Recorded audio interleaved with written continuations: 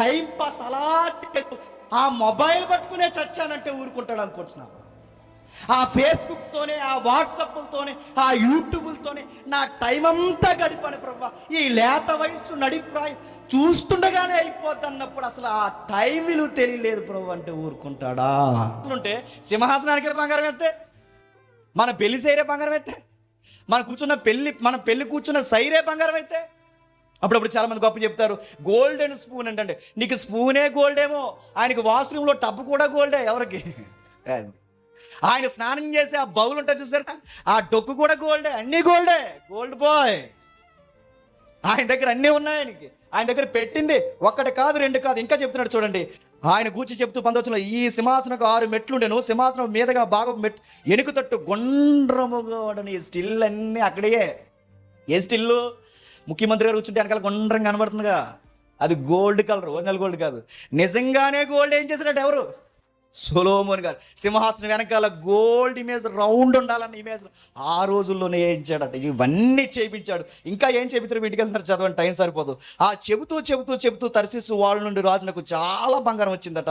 23 వచనంలో ఈ ప్రకారం రాజు అయిన సొలొమోను ధనము చేతను జ్ఞానం చేతను భూపతులందరితో అధికుడై ఉండు. అతను హృదయమందు దేవుడు ఉంచిన జ్ఞాన వాక్కులు వినుటకు లోకులందరినీ అతను చూడకూడదు. ఏర్పాటైన ప్రతి మనిషి ఎండి వస్తువులు కానీ, బంగారు వస్తువులు కానీ, వస్తువే కానీ, యుద్ధాయుధములు కానీ, గంధవర్గములు కానీ, గుర్రములు కానీ, కంచెరగాడిదలు కానీ ఎన్నండి మొత్తం రౌతులు, రథాలు ఎక్సెట్రా తెచ్చి తెచ్చి తెచ్చి తెచ్చి తెచ్చి బంగారం అంతా డంప్ చేశారట. అలాగా డస్ట్బిన్లో టెస్ట్ ఎలా వేస్తామో డంప్ చేస్తాం, అలాగ డంపింగ్ యాడ్లు వేసినట్టు వేసినట్టు. ఏంటి సార్ లోడు బంగారం వచ్చింది, లోడు బంగారం వచ్చిందంటే ఆ లోడ్ వెనకాల తిప్పించే అన్నాడు.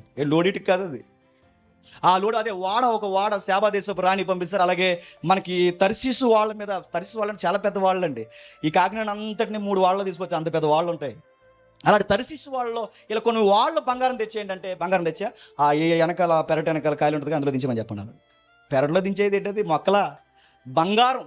ఇంత బంగారం తెచ్చి ఇంత పోగేసి ఎండు అంటారా? ఇక ఎండుకి ఆ రోజుల్లో లెక్కే లేదట. ఆ రోజుల్లో ఎండుకి గిరాకీ ఎక్కువ. ఎండు ఇష్టం వచ్చినట్టు వాడేశారు. మనకు పిల్లలు పుడితే మురిసిపోతాం, ఎండు మొలతాడు చేయించి, మొలతాడికే మురిసిపోతే ఆయనకు అన్ని తోళ్ళు ఎండే. ఎవరికి? ఆయనకి ఏదైనా ఎండే, బంగారమే. అన్నీ చేయించాడు. మజా ఉండాలని ఓ పని చేశాడని చూడండి. 11వ అధ్యాయం 2వ మాటలో నుంచి చదువుతున్నాను చూడండి.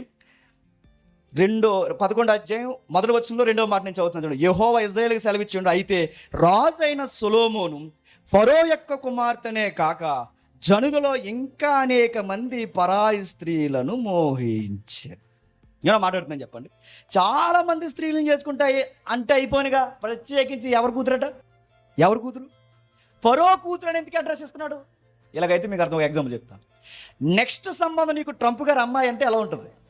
జాబ్ బైడెన్ గారు అమ్మాయి నీకు సంబంధం పడుతుందంటే ఎలా ఉంటుంది? ఇంకా కాంపిటేటివ్ ఫీల్డ్ లేదు, ఏ ఫీల్డ్ లేదు, మనకి ఒకటే ఫీల్డ్, గో టు అమెరికా. మనల్ని అడిగాను, పంచాయతీ ప్రెసిడెంట్ గారు అమ్మాయి సంబంధం వస్తేనే ఆగమ్మ, ఎమ్మెల్యే గారు చుట్టం సంబంధం అంటేనే ఆగమ్మ. అలాంటి దీనికి వచ్చింది ఎమ్మెల్యే గారు, పంచాయతీ గారు కాదు, సరాసరి ఆ రోజులు అమెరికా లాంటి ఐగుప్తి అమ్మాయి వచ్చిందట. ఐగుప్తి రాజు కూతురు.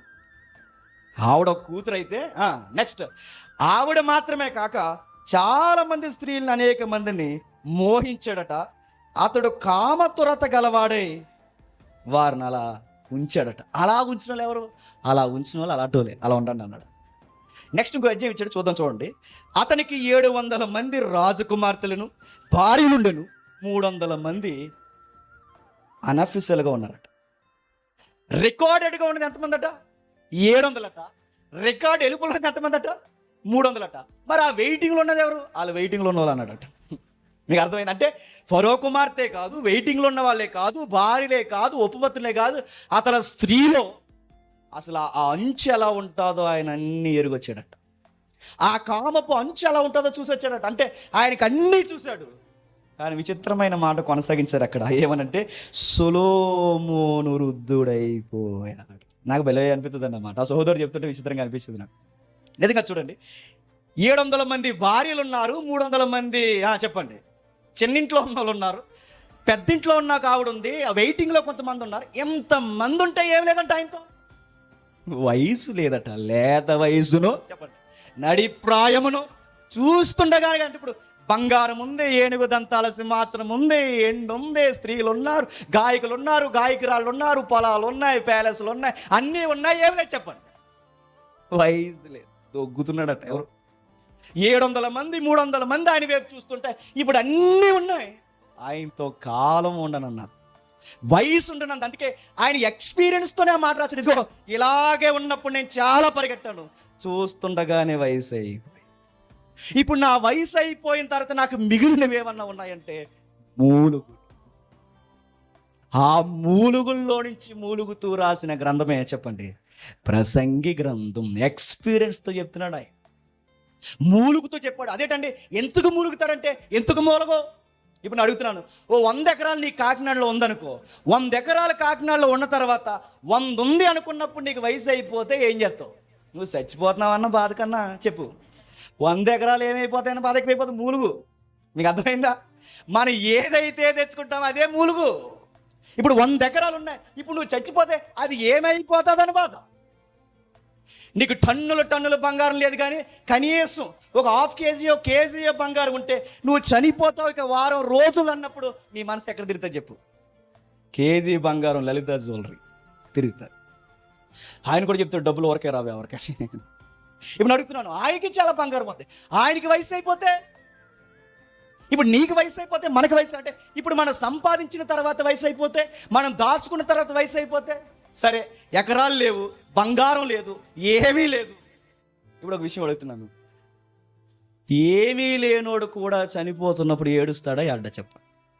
ఏడుస్తాడు. దేనికోసం ఏడుస్తాడండి? దేనికోసం ఏడుస్తాడు చెప్పండి?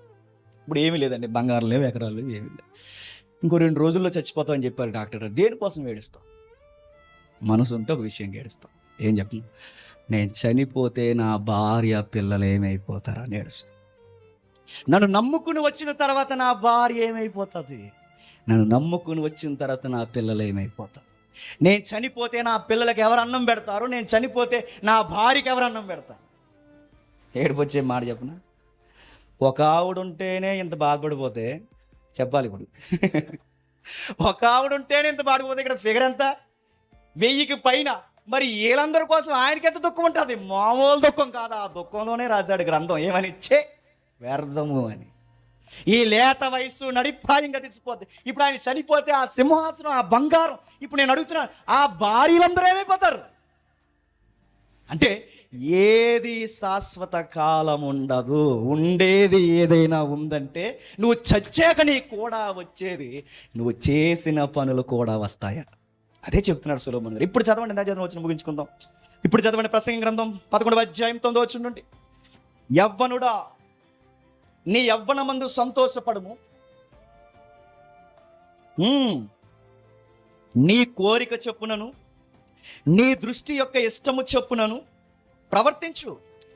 అయితే వీటన్నిటిని బట్టి దేవుడు నిన్ను తీర్పులోనికి తెచ్చినని జ్ఞాపకం ఉంచుకొని, వీటన్నిటిని బట్టి దేవుడు నిన్ను జ్ఞాపకం ఉంచుకొని. అంటే నువ్వు చేసినవన్నీ ఒక రోజు అడుగుతాడు. నీకు మంచి లేత వయసు ఇచ్చాను, ఏం చేస్తావు? పోజులు కొడుతూ తిరిగాను ప్రభువా అంటే ఆ టైమింగ్ అంతా అడుగుతాడు. నీకు చదువుకునే వయసులో ఏం చేస్తావు? నీ ఉద్యోగం సంపాదించే వయసులో ఏం చేస్తావు? నీ నడి వయసు సంసారంలో ఏం చేస్తావు? నీ సత్తువుని ఏం చేస్తావు? నీ తెలివితేటలు ఏం చేస్తావు? నువ్వేం చేస్తావు అని అడిగితే మన దగ్గర ఏముంటుంది చెప్పండి సమాధానం? తినేసి పడుకున్నాను ప్రభు అంటే ఊరుకుంటాడు అనుకుంటున్నావా? తినేసి మత్తులో తిరిగానంటే ఊరుకుంటాడు అనుకుంటున్నావా? టైం పాస్ అలా చేస్తూ ఆ మొబైల్ పట్టుకునే చచ్చానంటే ఊరుకుంటాడు అనుకుంటున్నావా? ఆ ఫేస్బుక్తోనే, ఆ వాట్సాప్లతోనే, ఆ యూట్యూబులతోనే నా టైం అంతా గడిపాను ప్రభు. ఈ లేత వయస్సు నడిప్రాయం చూస్తుండగానే అయిపోద్ది అన్నప్పుడు అసలు ఆ టైం విలువ తెలియలేదు ప్రభు అంటే ఊరుకుంటాడా? లెక్క అడుగుతాడా? కాలం ఇచ్చి, కాలంలో నిన్ను ఇరికించి, ఆ ఇరికించిన కాలంలో నిన్ను నిలబెట్టి నీకు ప్రతి విషయాన్ని దగ్గరుండి జరిగించి ఏం చేసావంటే ఏమీ చేయలేదని వయసు అయిపోయాక మూలుగుతూ కూర్చున్నప్పుడు అనుకుంటాం, ఛే ఆ రోజు ఎందుకు చదువుకోలేదా అని. ఆ రోజు మూలుగుతూ అంటావు, ఛ ఆ రోజు ఎందుకు నా సంసారంలో నేను ఎందుకు చక్కబెట్టుకోలేకపోయానా అని. ఆ రోజు అనుకుంటావు, నా జీవితాన్ని ఎందుకు మెరుగ్గా దిద్దలేకపోయాను. వీటన్నిటికీ కారణం నాకు ఒక విషయం అర్థమైంది. నా దేవుడిచ్చిన విలువైన జీవితం నేను తెలుసుకోలేకపోయాను. అంటే ఇప్పుడు ఆ భయంకరమైన కల్చర్ నుంచి, ప్రభావం నుంచి, ఆ విలువైన సమయాన్ని మనం గుర్తించాలి అంటే ఈ ప్రసంగి ఎక్స్పీరియన్స్తో చెప్పిన మాట చివరి అధ్యాయానికి వచ్చేయండి. 13వ వచనం చదవండి. చివరి అధ్యాయం 13. ఇదంతయు వినిన తర్వాత తేలిన ఫలితార్థం ఇదే: దేవుని యందు భయభక్తులు కలిగి ఉండి ఆయన కట్టడలు అనుసరించి నడుచుచుండవలను. మానవ కోటికి, యంగ్స్టర్స్కే కాదు, ఎవ్రీవన్, అది స్త్రీ అయినా పురుషుడైనా, హ్యూమన్ బీయింగ్ అని పిలువబడిన ప్రతి ఒక్క వ్యక్తికి, మానవ కోటికి ఇదే విధి. ఆయన గూఢమైన ప్రతి అంశమును గూర్చి దేవుడు విమర్శ చేయనప్పుడు ఆయన ప్రతి క్రియను, అది మంచిదే కానీ చెడ్డదే కానీ, ఆయన కౌన్సిల్లోకి తెచ్చి నిన్ను దులిపేస్తాడు. గుర్తెట్టుకో. అందుకే జాగ్రత్త నీ ఫీలింగ్స్ తాను. బయట పనికిమాల వాళ్ళు చెప్తారు, ఆ సినిమా వాళ్ళు, ఆ బయట వాళ్ళు చెప్తారు పనికిమాల స్లోగన్స్, నచ్చింది చేయి, నచ్చినట్టు తిరుగు. అలాంటి ఎగబడ్డారు. వాళ్ళకి కోట్ల రూపాయలు ఉన్నాయి. వాళ్ళు ఎన్నన్నా మాట్లాడతారు. వాళ్ళు సొక్కా మార్చినంత ఈజీగా వాళ్ళు చాలా మారుస్తారు. వాళ్ళు మనకు రైట్ మోడల్ కాదు. మనకి సొలొమోను కూడా రైట్ మోడల్ కాదు. ఎందుకంటే సొలొమోను గారి జీవితంలో కూడా గాయాలు ఉన్నాయి. సొలొమోను గారు కూడా రైట్ మోడల్ కాదు. మరి మనకు ఎవరు రైట్ మోడల్? మనకు ఒకే ఒక్క రైట్ మోడల్ ఉన్నాడు. అది క్రొత్త నిబంధనలు ఉన్నాడు. ఆయన అన్నాడు, ఇదిగో మీ మధ్య సొలొమోను కన్నా గొప్పోడు ఉన్నాడు అన్నాడు. ఎక్కడన్నాడు? లూకాసు వార్త 11వ అధ్యాయం ముగించుకుందాం. లూకాసు వార్త 11వ అధ్యాయం 31వ వచనం. లూకాసు వార్త 11వ అధ్యాయం 31వ వచనం. దక్షిణ దేశపు రాణి విమర్శ కాలమున ఈ తరము వారితో కూడా లేచి వారి మీద నేరస్థాపన చేయును. ఆమె సొలొమోను జ్ఞానం వినుటకు భూమి అంతముల నుండి వచ్చును. ఇదిగో సొలొమోను కంటే గొప్పవాడెక్కడున్నాడు? ఆ గొప్పవాడే ప్రభువైన యేసుక్రీస్తు. ఆ ప్రభువైన యేసుక్రీస్తులో మీరు చూడండి, జీవిత సత్యాలు దొరుకుతాయి. ఆ ప్రభువైన యేసుక్రీస్తు వారిని చూడండి, జీవితంలో కాలాన్ని ఎలా ఉపయోగించుకోవాలని నేర్పిస్తాడు. ఈ ప్రపంచంలో అన్నీ ఉండి, అన్ని తత్వాలు ఉండి, దైవత్వం ఉండి, అన్ని తత్వాల్లో అందరికన్నా ఈ బైబిల్ కాలంలో తక్కువ కాలం క్రొత్త నిబంధనలో బతికిన వ్యక్తి, ఆ తక్కువ కాలాన్ని అర్థవంతంగా ఉపయోగించుకున్న వ్యక్తి ఒకే ఒక్కరు చెప్పండి, ప్రభువైన యేసుక్రీస్తు.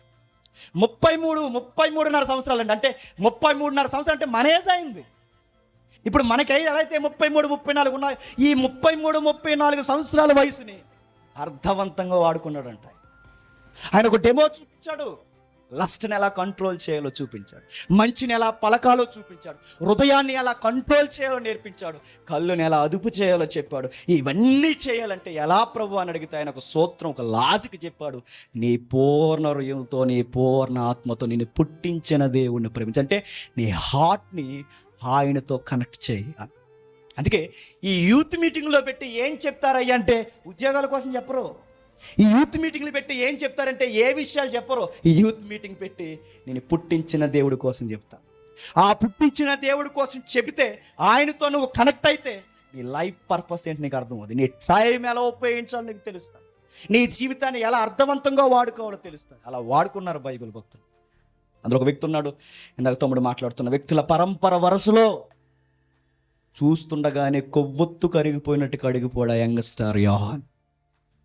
ఆ కొవ్వొత్తు కరిగిపోతున్నట్టు కరిగిపోయి ఎవరి కోసం కరిగిపోతున్నావు? అదిగో ఆ మెస్సయ్య వెలుగును చూపించడానికి నా ఆశను, నా సత్తువును, నా దేహాన్ని, నా కళ్ళని, నా హృదయాన్ని ఆయన కొరకు వెలిగిస్తున్నానని పౌలు కరిగిపోయాడు. ఆ కరిగిపోతున్న పౌలు తిమోతితో అంటాడు, యవ్వనుడానికి ఒక సీక్రెట్ చెప్తున్నాను. ఏ కాలంలో ఏది మిగులు ఉండదు, కానీ మిగిలి ఉండేది ఒకే ఒక్కటి ఏదన్నా ఉంది అంటే ప్రభునందు ప్రయాసపడు, అదే మిగులుతుంది. సొలొమోను గ్రంథం అంతట్లో మనకు కనిపించేది తెలుసా? వ్యర్థం.